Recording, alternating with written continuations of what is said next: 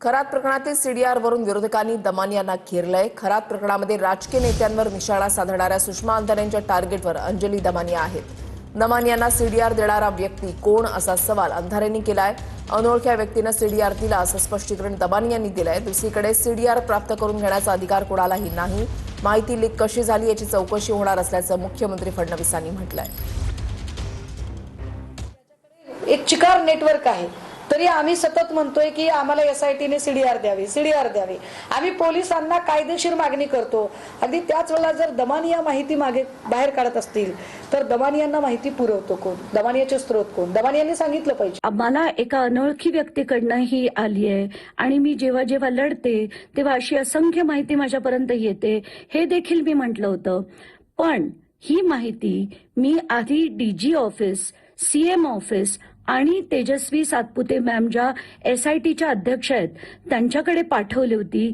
तुम्ही आधी असं म्हणालात की कुठल्या तरी व्यक्तीने तुम्हाला कॉल डिटेल्स दिले, किंवा ते कोणतं ऍप आहे की ज्या ऍपमध्ये माहिती टाकल्यानंतर कोणाचे किती कॉल आहेत, आउटगोईंग किती, इनकमिंग किती, ड्युरेशन किती हेही कळतं। क्लॉड नावाचं अँथ्रोपिक कंपनीचं एक सॉफ्टवेअर आहे। हे सॉफ्टवेअर घेऊन मी या क्लॉडवर टाकलं, तो सीडीआर टाकला आणि जर मी त्याच्यात एकनाथ शिंदेचा नंबर टाकला तर त्या शिंदेच्या नंबरवरनं किती इनकमिंग आले, किती आउटगोईंग आले हे देखील कळतं। आत्ताचे महाराष्ट्राचे उपमुख्यमंत्री एकनाथ शिंदे यांचे तब्बल 17 कॉल्स हे अशोक खरातांना नॉर्मल सेलफोनवरनं झाले होते। 10 इनकमिंग आणि 7 आउटगोईंग कॉल्स होते। की अशा आरोप प्रत्यारोपावरनं माननीय एकनाथ शिंदे साहेबांचं कर्तृत्व हे काही कमी होणार नाही, नेतृत्व कमी होणार नाही। उलट जनतेला ज्या पद्धतीनं एकनाथ शिंदे साहेब भावतात त्याच्यामध्ये वाढच होईल। पहिली गोष्ट तर अशी आहे की अशा प्रकारचा सीडीआर हा प्राप्त करून घेण्याचा कोणालाही अधिकार नाही। त्यामुळे असा हा सीडीआर कशा पद्धतीनं लीक झाला, तो कोणी लीक केला या संदर्भातली चौकशी राज्य सरकार करेल। बारामतीची पोटनिवडणूक बिनविरोध व्हावी यासाठी महायुतीचा प्रयत्न असला तरी मवियामध्ये काँग्रेस आणि ठाकरेंच्या शिवसेनेतर्फे उमेदवार देण्याचा विचार सुरू आहे। निवडणूक बिनविरोध होण्यासाठी सुनेत्रा पवारांनी आज सपकाळांना फोन केलेला। सुनेत्रा पवार उद्या अर्ज दाखल करणार आहेत। बारामती आणि राहुरी मतदारसंघातील पोटनिवडणुकीच्या पार्श्वभूमीवर राजकीय हालचालींना वेग आलाय। बारामतीची पोटनिवडणूक बिनविरोध व्हावी यासाठी महायुतीचा प्रयत्न असला तरी मवियामध्ये काँग्रेस आणि ठाकरेंच्या शिवसेनेतर्फे उमेदवार देण्याचा विचार सुरू आहे। काँग्रेसने संभाव्य उमेदवारांच्या मुलाखतीही घेतल्यात, तर अजितदादांच्या निधनामुळे रिक्त झालेल्या या जागेवरील निवडणूक बिनविरोध व्हावी अशी इच्छा मुख्यमंत्री देवेंद्र फडणवीस यांनी व्यक्त केली आहे। उपमुख्यमंत्री सुनेत्रा पवार यांनी काँग्रेस प्रदेश अध्यक्ष हर्षवर्धन सपकाळ यांना फोन केल्याची माहिती समोर आली आहे। सुनेत्रा पवारांनी उद्धव ठाकरेंनाही बारामती पोटनिवडणूक बिनविरोध व्हावी यासाठी फोन केलाय। तर तिकडे सिल्व्हर ओकवर सकाळी मंत्री उदय सामंत आणि त्यांच्या पाठोपाठ प्रदेश अध्यक्ष शशिकांत शिंदे यांनी शरद पवार यांची भेट घेतली आहे। शरद पवार यांच्या पक्षाकडून ही निवडणूक लढणार नसल्याचं आधीच स्पष्ट करण्यात आलंय। राजकारणापेक्षा व्यक्ती जर आपल्यामध्ये नसेल तर त्या ठिकाणी सुनेत्रा वहिनी निवडणूक लढत असतील तर ती बिनविरोध करणं ही प्रत्येकाची जबाबदारी आहे आणि तीच भूमिका शिवसेनेची आहे। बारामती विधानसभा पोटनिवडणुकीच्या संदर्भामध्ये त्या दिवशी पक्षाच्या वतीने जाहीर करण्यात आलेलं आहे की अजितदादांना श्रद्धांजली म्हणून आम्ही ती निवडणूक लढवणार नाही। बारामतीत उद्धव ठाकरे उमेदवार देणार नसल्याचा दावा तटकरेंनी केलाय, तर अद्याप पाठिंबा संदर्भात कुठलाही निर्णय झालेला नसून उद्धव ठाकरे या संदर्भात निर्णय घेतील असं संजय राऊत म्हणाले। वहिनींची निवडणूक बिनविरोध व्हावी असा प्रयत्न आम्ही सगळेजण करतो आहोत। आदरणीय पवार साहेबांच्या पक्षाने उमेदवारी देणार नाही अशा बेचा अगोदरच घोषित केलं। उद्धवजींच्या सुद्धा चर्चा झाली, तेही उमेदवार देणार नाही। उपमुख्यमंत्री सुनेत्राताई पवार यांनी उद्धव ठाकरे साहेबांशी नक्की चर्चा केली। त्यांनी जरी चर्चा केली असली माननीय उद्धव साहेबांशी तरी उद्धव ठाकरे साहेब निर्णय घेतील। अद्याप कोणताही निर्णय घेतलेला नाही। उद्धवजी ठाकरे विरुद्ध संजय राऊत असा सामना या पोटनिवडणुकीच्या निमित्ताने बघायला मिळतोय, कारण संजय राऊतांना खासदारकी मिळवण्यासाठी ते अशा पद्धतीनं काँग्रेस धार्जिनी भूमिका घेत आहेत। बारामती पोटनिवडणुकीमध्ये उपमुख्यमंत्री सुनेत्रा पवार यांना पाठिंबा देण्यासंदर्भात ठाकरेंच्या शिवसेनेत मोठा ट्विस्ट पाहायला मिळतोय। सूत्रांच्या माहितीनुसार उपमुख्यमंत्री सुनेत्रा पवार यांना पाठिंबा देण्यासंदर्भात ठाकरेंच्या सेनेत 2 मतप्रवाह आहेत। उपमुख्यमंत्री सुनेत्रा पवार यांना पाठिंबा द्यावा असं ठाकरेंच्या शिवसेनेतील एका गटाला वाटतं, तर उपमुख्यमंत्री सुनेत्रा पवार यांना पाठिंबा का द्यावा ठाकरेंच्या शिवसेनेतील दुसऱ्या गटाचा हा सवाल आहे। सुनेत्रा पवार भाजपच्या पाठिंब्यावर महायुतीच्या उमेदवार आहेत, दुसऱ्या गटाचं असं मत आहे। राहुरी विधानसभा पोटनिवडणूक पवारांची राष्ट्रवादी लढवत नसेल तर आपण लढवावी, ठाकरेंच्या शिवसेनेच्या काही नेत्यांच्या भूमिका आहेत। बारामती पोटनिवडणुकीसाठी उपमुख्यमंत्री सुनेत्रा पवार यांचा उमेदवारी अर्ज उद्या दाखल करण्यात येणार आहे। राष्ट्रवादी काँग्रेस पक्षाच्या सर्वच आमदारांना विधानसभा आणि विधान परिषद यांना आम्ही सर्वांना सूचित केलेलं आहे की त्या सर्वांनीच उद्या नामनिर्देशन भरण्यासाठी त्या ठिकाणी या। त्यांना शेवटी आम्ही विनंती करू आणि दीर्घकाळ बारामतीचं नेतृत्व आदरणीय पवार साहेबांनी केलं, त्यानंतर सुप्रियाताई करतायत, त्याच्यामुळे त्यांनी यावं अशी आमची त्यांनाही विनंती राहणार आहे। बारामती आणि राहुरी पोटनिवडणुकीमध्ये उमेदवार देणार असल्याचं याआधीच काँग्रेसनं जाहीर केलंय। वहिनींची निवडणूक बिनविरोध व्हावी असा प्रयत्न आम्ही सगळेजण करतो आहोत। काँग्रेस जो आम्ही संपर्क करण्याचा प्रयत्न करतो आहोत, काँग्रेसचे अध्यक्ष खरगे साहेब यांच्याशी कदाचित आजपर्यंत आमचं बोलणं होईल आणि त्यांनाही आम्ही विनंती करणार आहोत। ओबीसी आंदोलक लक्ष्मण हाके यांनीही बारामतीची पोटनिवडणूक लढवण्याची तयारी केली आहे, मात्र त्यापूर्वीच बारामती पोटनिवडणुकीसाठी तब्बल 19 उमेदवारांनी अर्ज भरलेत। तर खरात संदर्भातलीच आणखी एक महत्त्वाची बातमी जी आहे ती समोर येते आणि त्याच्यामध्ये असं आहे की खरात प्रकरणामधील पीडित महिला या नैराश्यामध्ये गेल्याची माहिती मिळतेय आणि खरातच्या जाळ्यामध्ये अडकलेल्या पीडित या मानसिक धक्क्यामध्ये आहेत। खरात प्रकरणातील 8 ते 9 पीडितांनी मानसोपचार तज्ज्ञांची भेट घेतल्याची माहिती आहे। खरात प्रकरणातील पीडित महिलांचे व्हिडिओ व्हायरल झाल्यानं त्यांना नैराश्य आलेलं आहे। नाशिकमधील भोंदूबाबा खरात प्रकरणात व्हिडिओ व्हायरल झाल्यानं पीडित महिला नैराश्याच्या सावटात असल्याची सूत्रांची माहिती आहे। भोंदू खरातच्या जाळ्यामध्ये अडकलेल्या पीडित महिलांना प्रचंड मानसिक धक्का बसलाय, तर 8 ते 9 पीडित महिलांनी मानसोपचार तज्ज्ञांची भेट घेतल्याची सूत्रांची माहिती आहे। पीडित महिलांची विशेष पथकाकडून अज्ञात स्थळी चौकशी केली जातेय। पीडित महिलांचे व्हिडिओ व्हायरल करणाऱ्यांवर पोलिसांनी थेट गुन्हे दाखल करत सायबर पोलिसांकडून आक्षेपार्ह व्हिडिओ व्हायरल करणाऱ्यांवर नजर ठेवली जातेय। खरात प्रकरणाचे धागेदोरे जमीन बळकावण्याच्या मोठ्या रॅकेटपर्यंत पोहोचलेत। खरातवर एका फिर्यादीची 60 लाखांची जमीन 22 लाखात बळकावल्याचा गंभीर गुन्हा दाखल आहे। या व्यवहारामध्ये खरात आणि फिर्यादीची ओळख एका एजंटच्या माध्यमातूनच झाली होती अशी माहिती समोर आली आहे।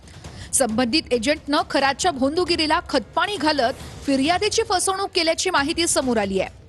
तर नाशिक, पुणे आणि अहिल्यानगर या जिल्ह्यातील महसूल अधिकारी SITच्या रडारवर आले असून लवकरच चौकशी केली जाणार असल्याची माहिती सूत्रांकडून मिळतेय।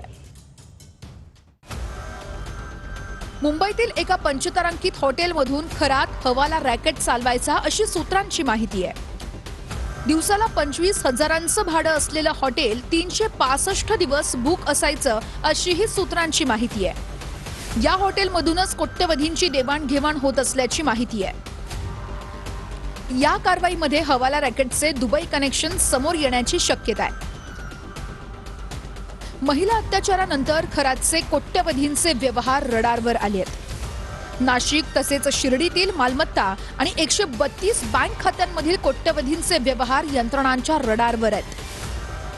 खरात नॉमिनी असणारी 132 बँक खात्यांपैकी 100 समता पतसंस्थेत आणि 32 खाती जगदंबा पतसंस्थेतील आहेत। जगदंबा पतसंस्थेमध्ये इतर लोकांची कागदपत्र वापरून खरात हा स्वतः 32 खाती ऑपरेट करत असल्याची कबुली पतसंस्थेचे व्यवस्थापक अविनाश कांडेकरांनी दिली आहे। तर समता पतसंस्थेतील 100 खात्यांमध्येही मोठं गौडबंगाल असण्याची शक्यता आहे। कोट्यवधींच्या संशयास्पद व्यवहारांमुळे अशोक खरात प्रकरणात आता ईडीची एंट्री होण्याची शक्यता आहे। खरातच्या आर्थिक गैरव्यवहाराची ईडी चौकशी होणार आहे असं फडणवीसांनी म्हटलेलं आहे। खरातच्या विरोधात 12 गुन्हे दाखल आहेत। खरात प्रकरणामध्ये SIT कडून सखोल चौकशी सुरू असल्याची माहिती फडणवीसांकडून देण्यात आली आहे। असं आहे की निश्चितपणे याची ईडी चौकशी होणार. त्या संदर्भात ईडीने या गोष्टीचं संज्ञान घेतलेलं आहे. जी काही मला माहिती आहे त्या संदर्भात त्यांनीही याची कारवाई सुरू केलेली आहे. एकदा जमीन त्या ठिकाणी आयडेंटिफाय झाली की नियमानुसार त्यात जे जे करायचं आहे ते आम्ही करू. मला असं वाटतं की 12 गुन्हे दाखल झाले आहेत. रोज नवीन माहिती समोर येते आहे. आता SIT काय तपास करते आहे हे तर काही रोज सांगता येणार नाही. SIT योग्य वेळी त्या संदर्भातली जी काही गोष्ट आहे ती सांगेल. मला असं वाटतं SITवर सर्वांनी विश्वास ठेवावा. SIT उत्तम काम करते.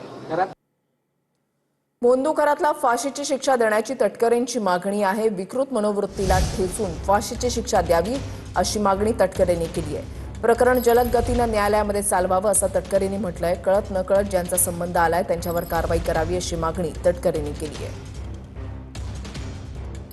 घरात असो कोणी असो जी विकृत मनोवृत्ती आहे ती ठेचून नव्हे तर जलद गती न्यायालयामध्ये टाकून जे काय फाशी शिक्षा द्यायची असेल ती दिली जावी. आजचा विषय या ठिकाणी श्रद्धेचा आहे, भावनेचा आहे, गेल्या 48 वर्षाच्या परंपरेचा आहे.